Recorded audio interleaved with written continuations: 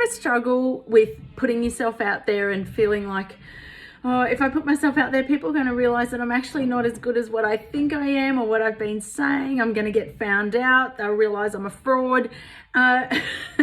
If you've been through that, it's something called the imposter syndrome. If you haven't been through it, then lucky you. And it certainly happens to the best of us. So I don't know if you find this, but I find that, when I'm working with people, and I've suffered from it too. This is definitely not me saying, I don't suffer from it. I think whenever you're leveling up in your business, in your career, in your life, there's always moments that make you kind of tap into that self-doubt and feel like, I don't know if I can do this. I don't know if I'm really who I think I need to be and to become to make this happen. So today what I want to do is share with you a few tips. I'm actually going to share them out of the Put Yourself Out There book that I wrote earlier this year. And I think what happens is that when it comes to the imposter syndrome, what's happening is also a big part of the imposter syndrome is comparisonitis. So in other words, I'm going to get found out, but also I'm going to get found out and people are going to realize that I'm actually not what that person is or that person is, and that I'm not really who I'm saying I am. And I reckon there are really 4 things that I talk about in here that you can do to really counteract that and to help you have some strategies up your sleeve to help you overcome the imposter syndrome and feeling like you're actually not that good or not good enough. So the first one is I reckon you've got to ask for help. Is if you're not sure that if you are putting yourself out there and you're feeling like, oh, maybe I'm not that good, maybe you are.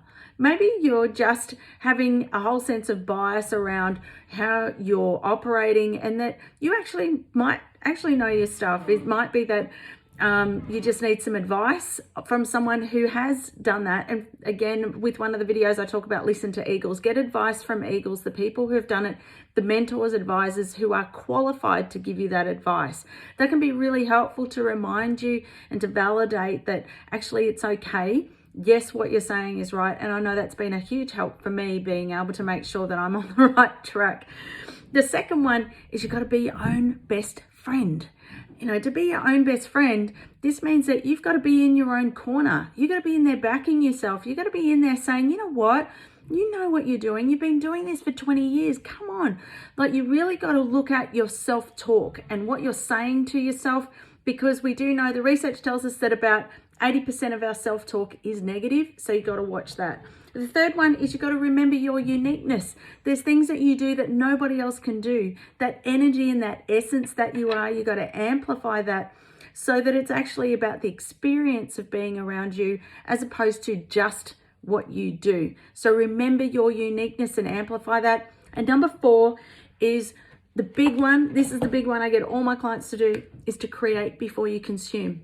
You got to create content. If you got it all up in your head, it's not going to go anywhere. You got to create content. You got to sit down each day. I do 2 each day.